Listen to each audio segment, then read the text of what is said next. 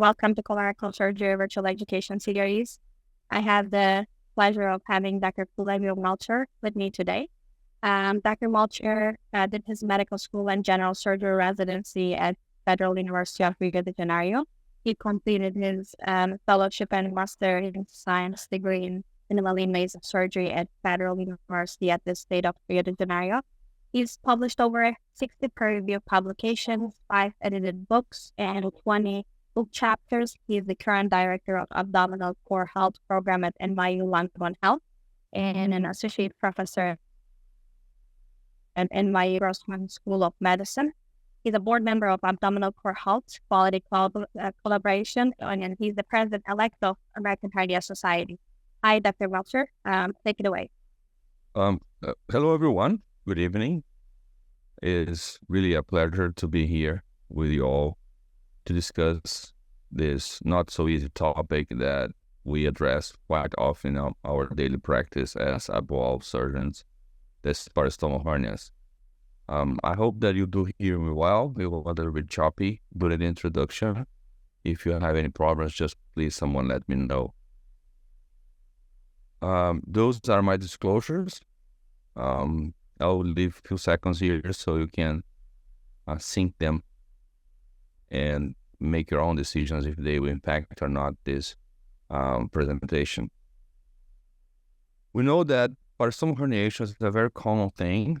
Maybe if you live long enough, probably all stomas will somehow have some kind of herniation around it.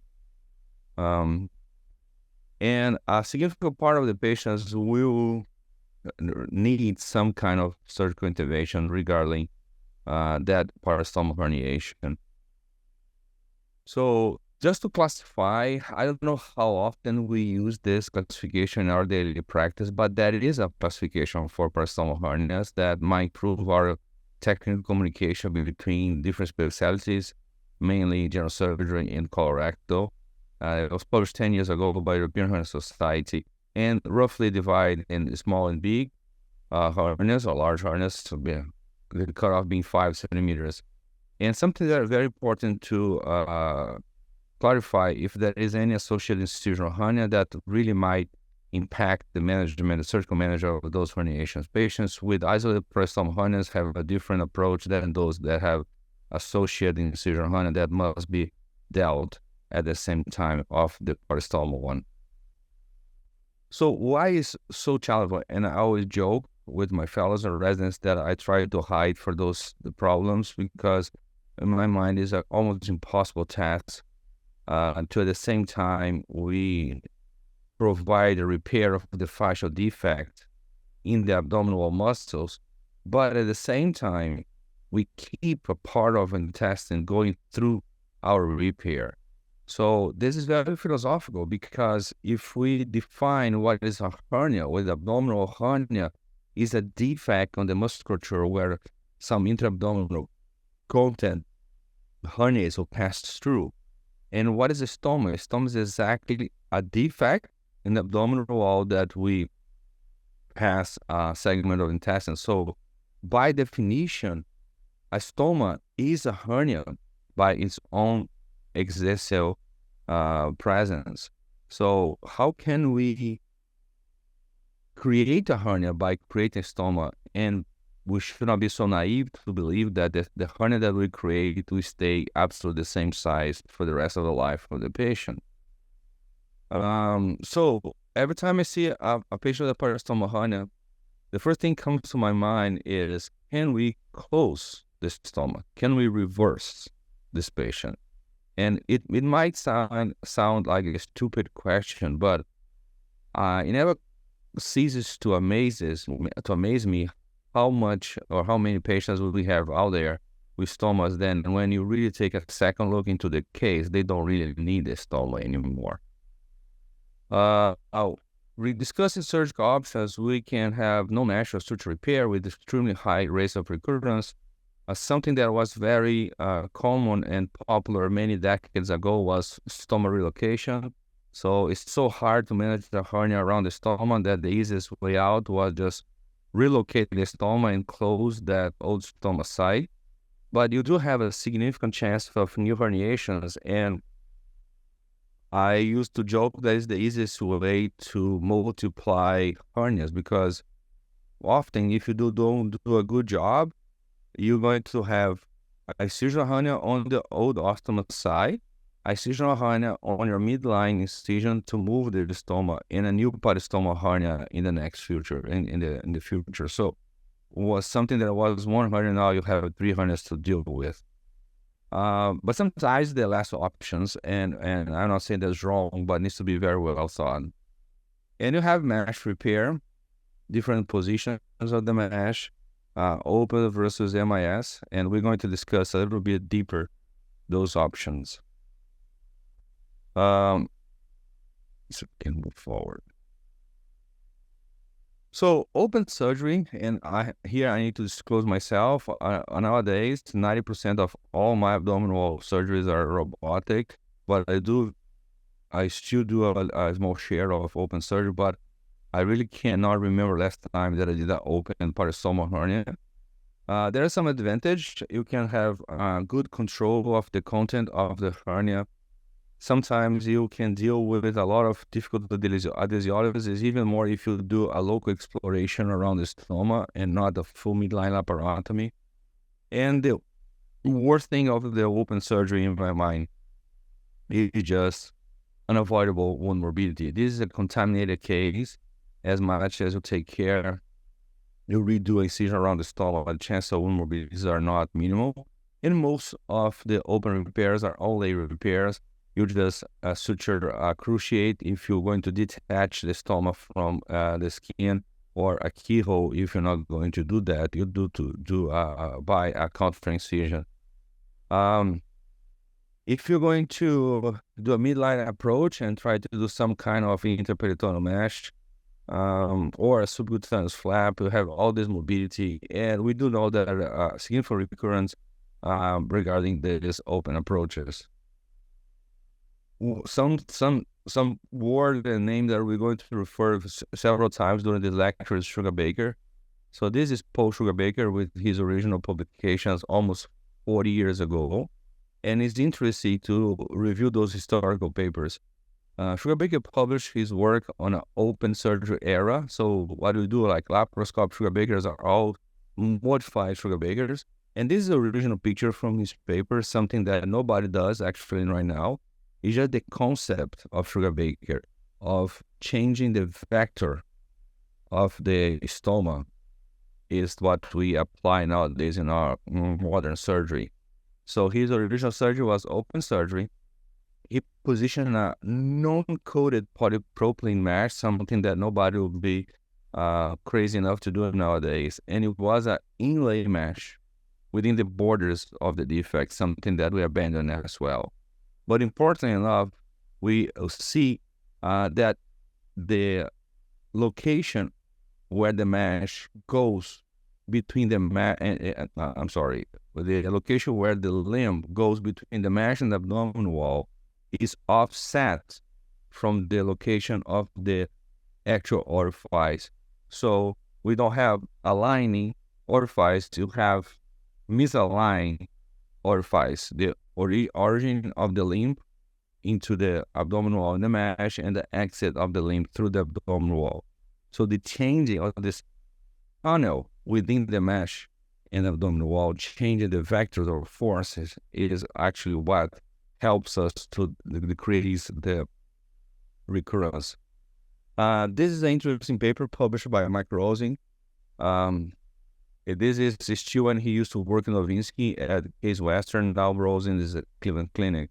Is when you do have a large midline incision or hernia associated with the parastomal hernia, sometimes you need to do what we call full abdominal reconstruction. So bilateral component separations, a big wide sublay retomuscular mesh that covers the old stoma side, covers the incisional hernia, and you can open a small hole on it and apply the mesh around the new stoma. So you try to prevent a new herniation in that area. So that's why it's so important to identify if we need to address and associated concomitant incisional hernia at the same time, the parastomal hernia. On his initial series, almost 50 patients, recurrence of 11%. Recurrence of 11% is magnificent when we discuss parastomal hernias. Most of the studies have much higher stomas, recurrence of stomal herniation. Something that is newer is what I call Pauli parastomal hernia repair, PPHR. Is from Eric Pauli from Penn State. Is actually, if you pay attention to the diagram, is a retromuscular sugar baker. So on your left-hand side, you can see the little white arrow showing the exit of the limb through the posterior rectal sheath into the retromuscular space. And you can see the mesh behind the limb, and there is a tunnelization of the limb until the rectus area where the stoma comes out through the abdominal wall.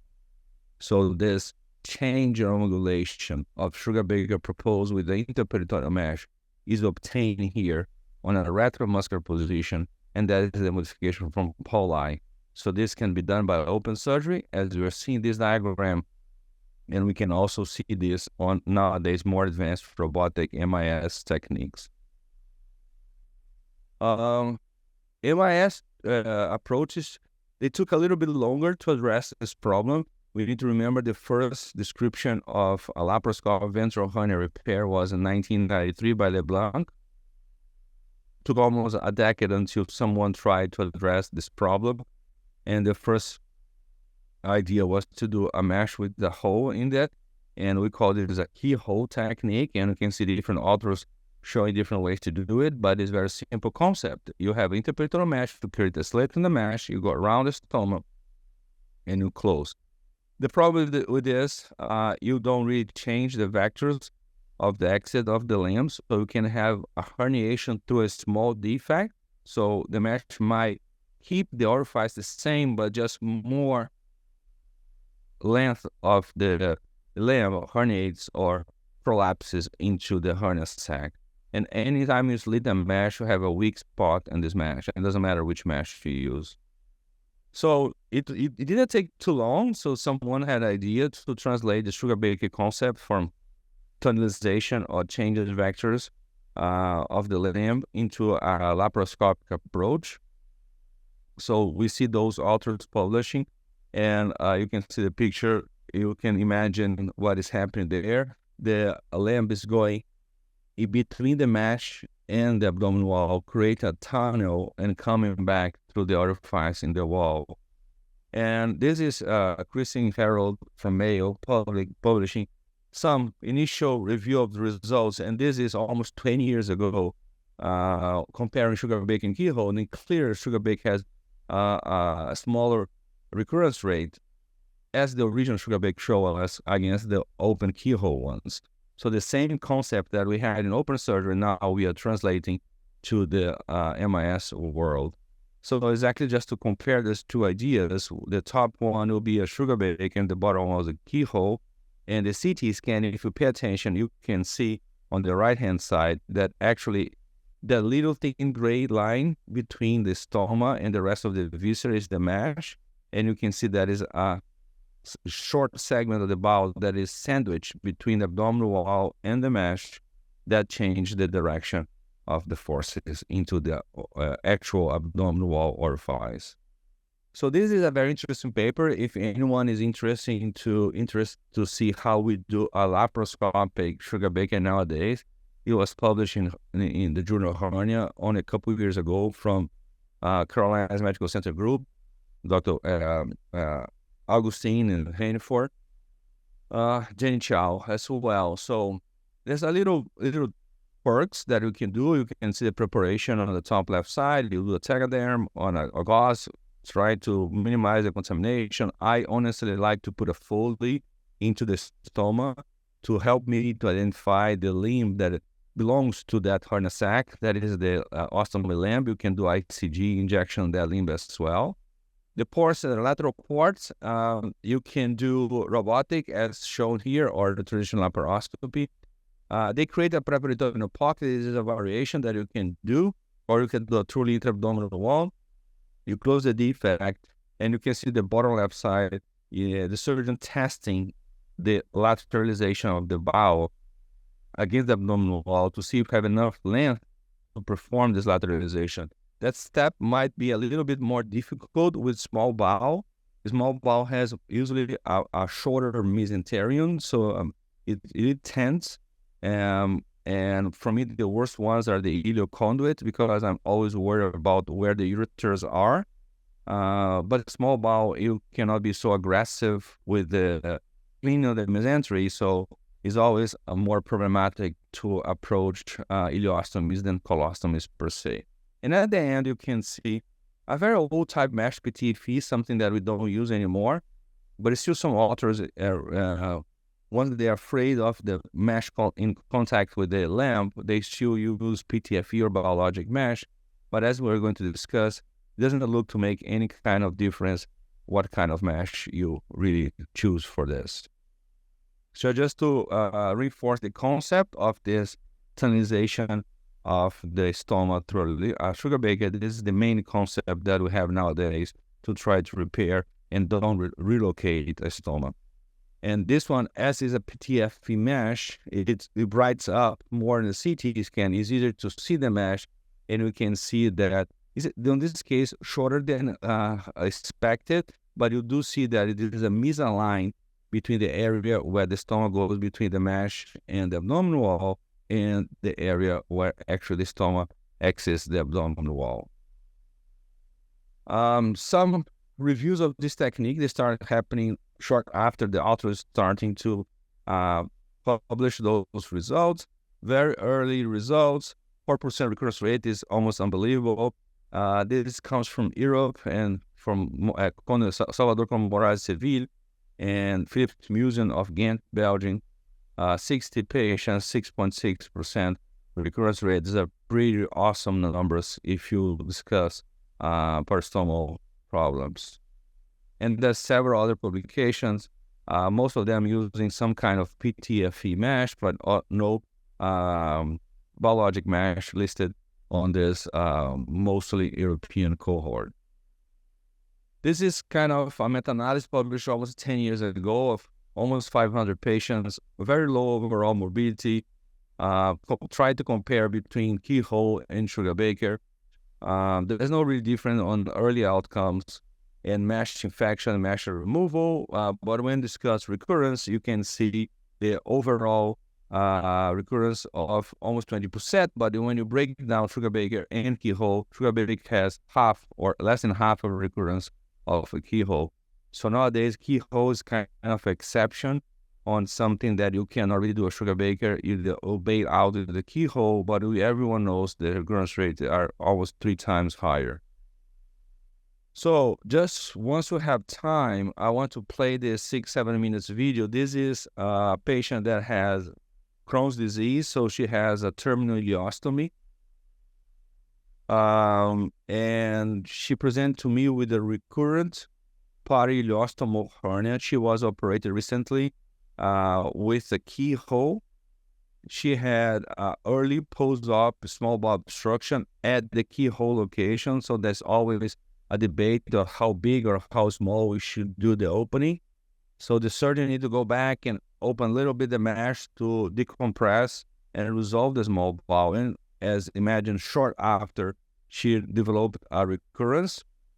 That's when she came to me, and her colorectal surgeon elected to relocate the stoma. So I helped him to reduce the hernia, and we closed the old ostomy side and apply a mesh on that area to avoid incisional hernia. And he created on the other side of the patient a new stoma that was very well thought, very narrow opening, and everyone was happy with that. Shortly after, maybe 3 or 4 months, she comes with a new parastomal hernia. So it doesn't matter how beautiful you think your stomas are, hernias happen. So that's what happens. So you can see on the beginning of the video is myself, laser adhesions between the hernia mesh or the mesh that I use on the patient's left side to reinforce the old stoma side. So those interperitoneal mesh, they're never easy to go back, but just with time and patience, I almost don't do any more laparoscopy nowadays. I think you have a much better tool to do MIS surgery, this the robot. So from me, it doesn't make sense. And I'm fortunate enough in my institution to have unlimited access to this platform. So now there lies some initial adhesions. I start to see what is in the stoma. And just to show you, I use Firefly. You can actually see the limb that is supposed to be on the stoma. So this patient has a Foley on the ileostomy, and I inject ICG through that Foley. So when I need to bright and see which limbs I need to reduce from the stoma and which limb I need to keep at the stoma, that will be very helpful. So I find some prolapse or herniated loops of small bowel behind. And the problem with the parastomas is always the meson. You clearly can see the limb itself, the serosa, and the wall of the stoma. But the meson is sometimes hard to identify what should you reduce to and what should not. And you can see that something happening behind. So slowly, I was able to reduce a large amount of small bowel that herniating through that little orifice. And now I think I have only the stoma that belongs there. This is hard, and through laparoscopy, robotic helps you a little bit to do intrasac dissection to avoid kinking and really make a straight stoma. And slowly you go little by little, even more because it's small bowel. I don't want to injure the meson. So I can see clear there's the meson, and that is the opening, and that is the stoma, the limb of the small bowel that should be there. I'm just finalizing some dissection. I really want to have a straight stoma. And a trick that I learned with Eduardo Parra that I spent some time in Celebration, Florida, when I first came to the U.S., is like this. I like to cover the stoma with its meson, so I have less serosa exposed to the mesh that I'm going to apply. For do that, I need to have a redundant meson, so I don't want to kink anything from the cavity, so I'm lighting some adhesions to make sure that when I do that, I'm not creating a problem. So I use a ruler very early to make sure that I have at least 5 centimeter tunnel. You can see the defect, so it's not that bad. We can barely close anything. So it doesn't matter sometimes the hole or the size of the hole is more like the amount of small bowel that, or large bowel that herniates. That's why it's so important to apply a sugar baker philosophy to change that angle.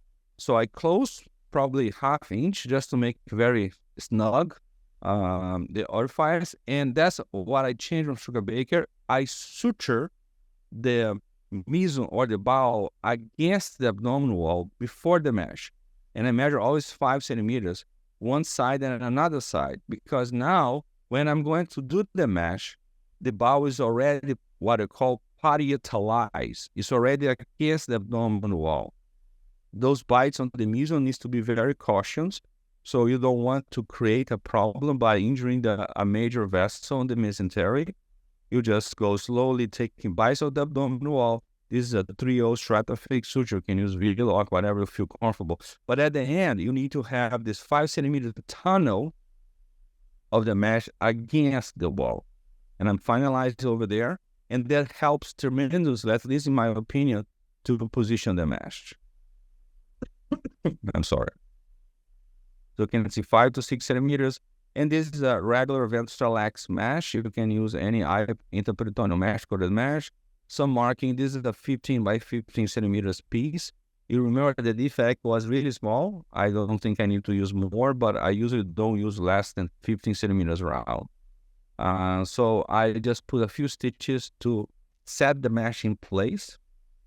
But the most important point is really the parallel suturing against the limb. So I know where the mesh should be. So I'll start the suture on this one of the sides of the limb of the stoma that is parietalized. And I quickly want to start the other side so I can tailor that tunnel all the way up. I just show sometimes we struggle, maybe all the time I struggle to really shape this mesh around. Sometimes surgeons, they make a very beautiful edit video, but doesn't show really the struggle that we all have on managing those herniations. So this is again the 2/0 V-lock that I'm just suturing on each side of that tunnel to make sure that the tunnel stays very snug against the abdominal wall. That's why suturing the limb to the wall helps to stabilize. Once I have that pretty much in place, now it's just a tedious step of the procedure, just suturing the mesh around. One of the beauties of robotics, you don't need to use tackers. This is a painful surgery, but I think it's less painful when you suture instead of tacking the mesh against the abdominal wall. I like to quilt the mesh in place. So I do sequential suturings of a dolphin type of suture just to try to quilt and put the mesh against the abdominal as soon as possible. That mesh gave me a little fold on that end. I don't need that, so I just trimming. Don't do this often, but in this case was in my mind necessary to have a decent position on the mesh against the abdominal wall. I'm a little concerned of the small bowel herniating behind the limb. So frequently enough, I apply some fibrin glue on that space behind the stomach just to avoid acute herniation of the small bowel behind the limb. With colostomy, this is much less a problem because the colon comes from the lateral part of the abdomen. So that was a robotic sugar baker for ileostomy, but it's pretty much the same concepts we apply when we operate for colostomies. The key of a parastomal parastomal hernia lecture for me is prevention. And even more importantly, when you talk with the audience from colorectal perspective, we all know that you all know how to perform an ideal colostomy. You do colostomies much better than every other specialty. But even with all those measures to prevent herniation, we still see those parastomal hernias. So that's why I put here in blue mesh in definite stomas. If you create a temporary stoma, an emergency case, or divert loop something, you don't need a mesh. You're going to manage that herniation by reversal the stoma. And a whole new discussion is, should we use mesh when you reverse stomas to avoid incisional hernias on that location? But that's not the topic of tonight's lecture. We have some bulky literature on prophylactic mesh on stomach creation. This is from Israel, some from Sweden, and I don't know really how many of you know this name. Israelson is the father of the small bites techniques to avoid incisional hernias on abdominal wall laparotomy closures. But he does have also a publication on parastomal hernias and preventing parastomal hernia with significant reduction of the herniation when he used mesh around the stomach with no mesh removal and no important increase of surgical site occurrences. Here again, Harold from Mayo Clinic, the one that I know if you remember published that very early systematic review using, on this case, biologic mesh with really important reduction of herniations on the group with the mesh. There are different ways to do that, and every author has a different perspective. I think the easiest way just to put only cruciate mesh once you create the stoma. Those two techniques are very interesting. I'm sorry. One is called Smart Staple Mesh Stoma Reinforced Technique, and is a curious way to use a EEA to fire the abdominal wall together with the mesh. In this case, only mesh.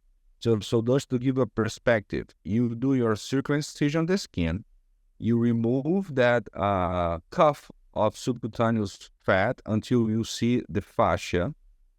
Once you get that, instead of incising, cruciate, and creating your opening, you position an EA envelope from inside, and you connect with the EA charge or load from outside. And now when you fire, you're going to suture or staple the mesh against the muscle, the abdominal wall. And more important than this, you're going to calibrate, because now you have a steady opening. Usually we'll do a EEA 21 for ilium and a EEA 25 for colon. It's a very small opening, just snug enough to put the colostomy. Storm is pretty much the same concept, but we apply when we are doing incisional hernia repair with mesh relocation at the same time. So we do have access to the retromuscular space, and the stoma is being created fresh new on the other side. So just to illustrate, on this bottom right side, I have the envelope behind the mesh. The mesh is in the retromuscular space. Then the rectus abdominis is here on the top. And on the bottom picture, you can see the EA going through the incision of the skin. And this is connecting with the envelope behind the mesh. So once that is fired, you staple the retromuscular mesh against the rectus abdominis and create the same steady opening for your new stoma. So they call storm. I think they are being very creative with those names for parastomal hernia prevention.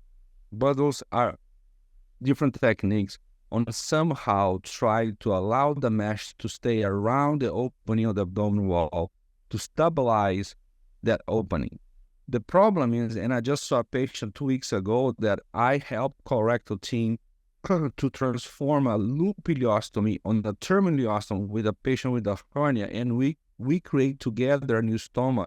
And I did use a mesh on that reinforcement. The patient comes 6 months after with a parastomal hernia, and I scanned the patient. The opening on the abdominal wall is actually 2.1 centimeters. It's 21 millimeters. It's exactly the size that I create with the mesh. So the mesh avoid that opening to enlarge. But that didn't stop the patient to create a hernia, because she prolapses and herniates loops and lupus of the small bowel through this small opening. So my discussion now with the patient and with the colorectal team, the solution is the sugar baker.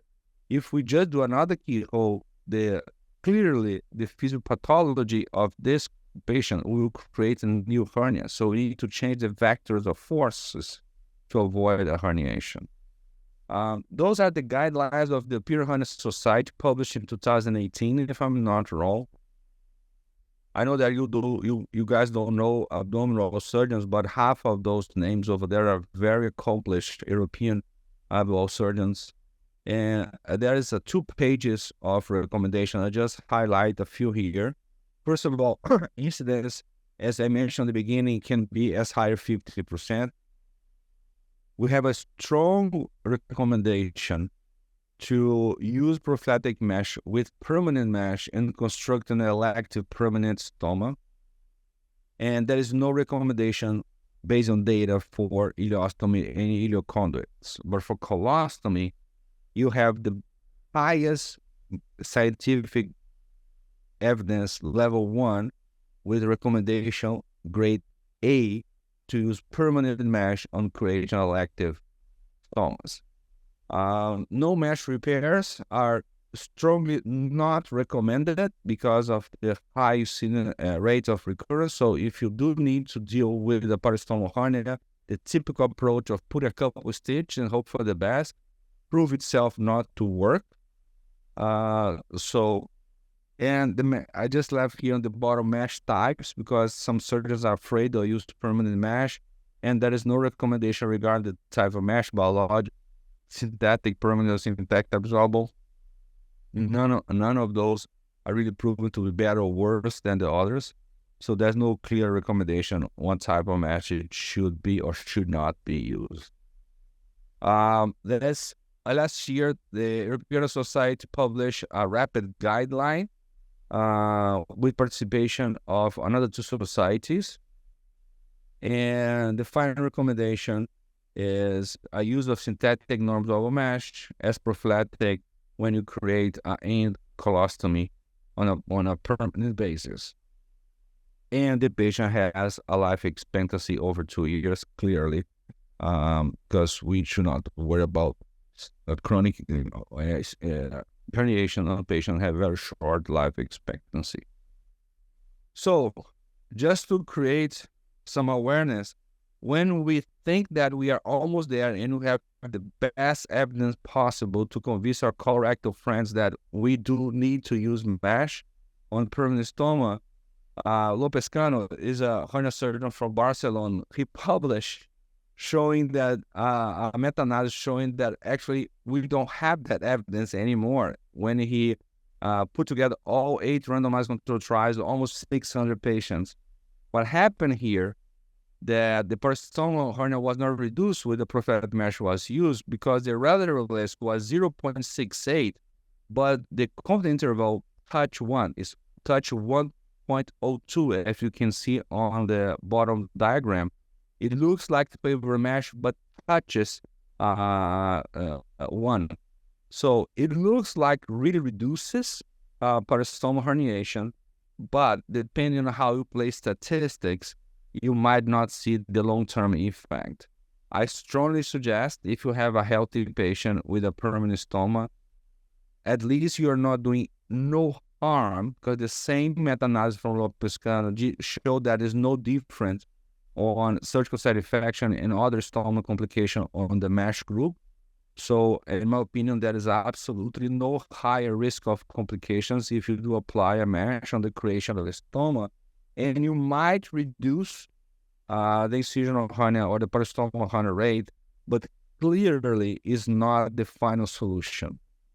I don't think we will ever see a final solution for parastomal hernias. That European guideline, if you are all interested, you can read in depth, and it shows that those peritoneal tunneling, transrectal versus lateral, all those traditional class techniques that colorectal people uses to reduce hernia, they have not been proven scientifically to reduce incisional hernia or parastomal hernia rates. So the solution is not create stomas. The solution is reversing stomas, but with a patient that needs to live with the stoma, we certainly know that he will have some kind of herniation, and we can just hope to minimize the risk with some mesh during the creation of the stoma.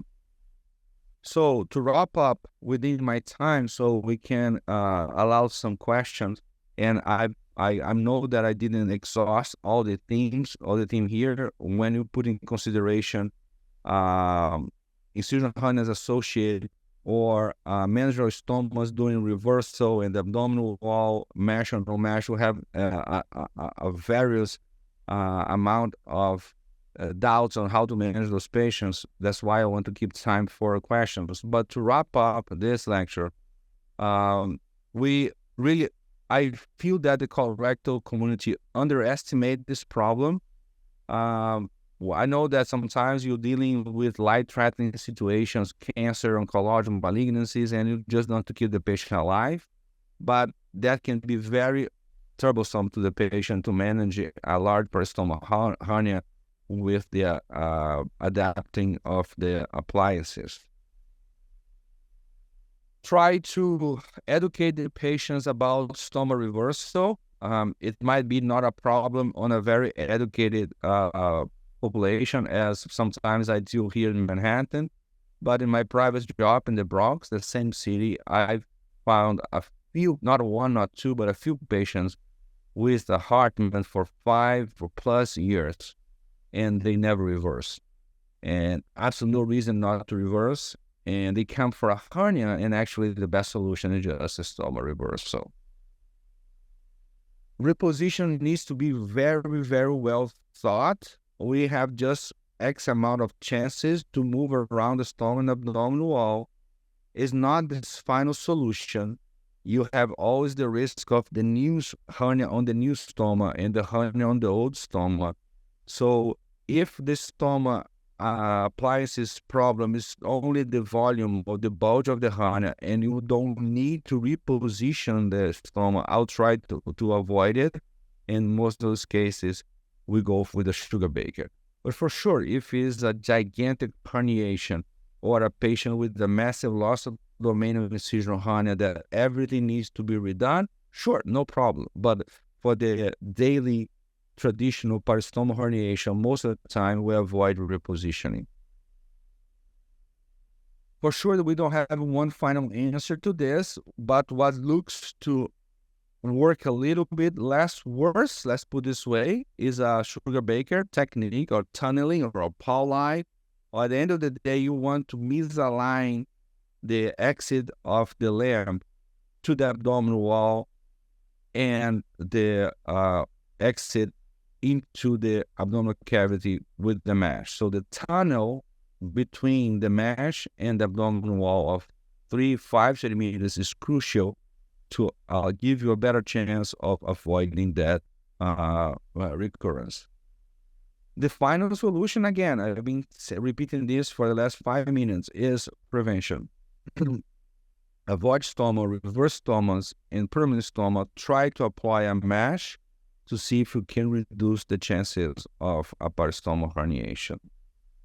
Well, I'm almost on top of my time, and I just want to say thank you one more time. I'm pretty sure that I didn't exhaust all the theme, and I leave here the invitation. I know that you guys are colorectal, but one or another might have a special interest on abdominal wall, and for sure we're going to have some discussion on parastomal on our next American Hernia meeting that will be in September in Chicago.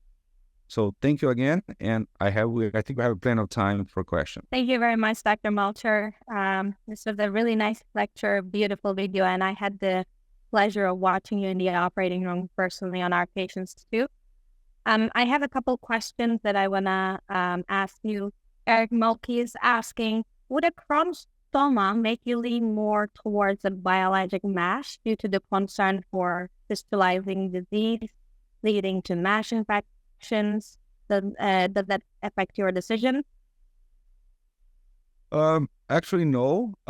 We don't have any evidence that biologic mesh reduce complication on parastomal hernia repair, even on IBD patients. And we hope that the limb that is being pulled on the stoma is a healthy limb, is not with very active disease.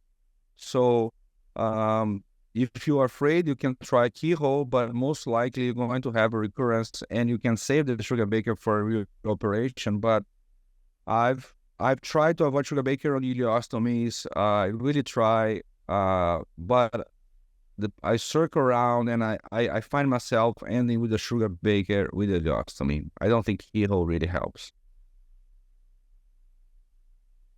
Okay, great. I have a question from Dr. Javazi.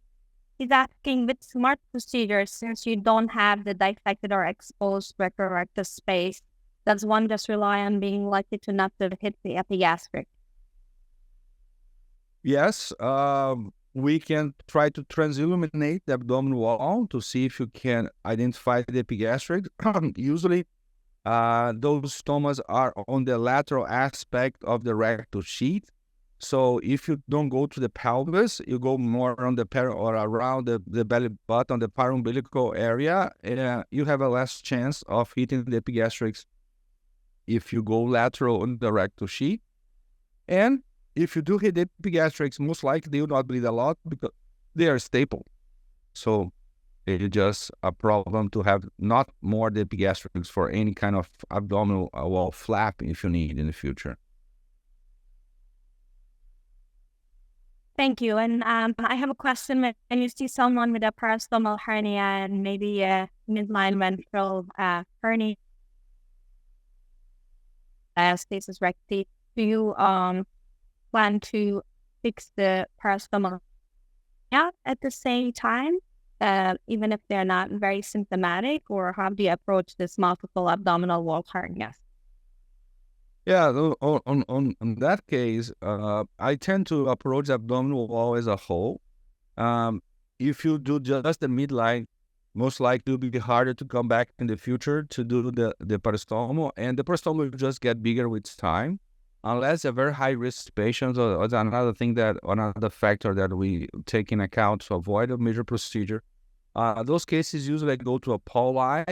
So you do a retromuscular dissection on the contralateral side. You attack the midline with the incision hernia, dissect the contralateral rectal muscular space where you do see the stoma, and somehow you need to do a component separation on that side to be able to lateralize on the lateral muscular space the limb, and you end with the one big mesh, carpeting down the lateral muscular space bilaterally and leaving this tunnel on the lateral muscular space.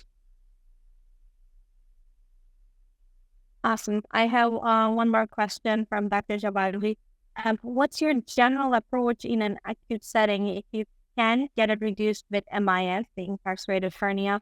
Do you still mesh if bowel is viable, or just suture the defect close and then deal with the definitive surgery another day? One of my mottos on abdominal emergency operation, when you do an emergency operation, your primary objective is not the hernia repair anymore, is the emergency. The hernia is never the emergency. The emergency is the small bowel obstruction, the perforation, the ischemic content. So that needs to be dealt.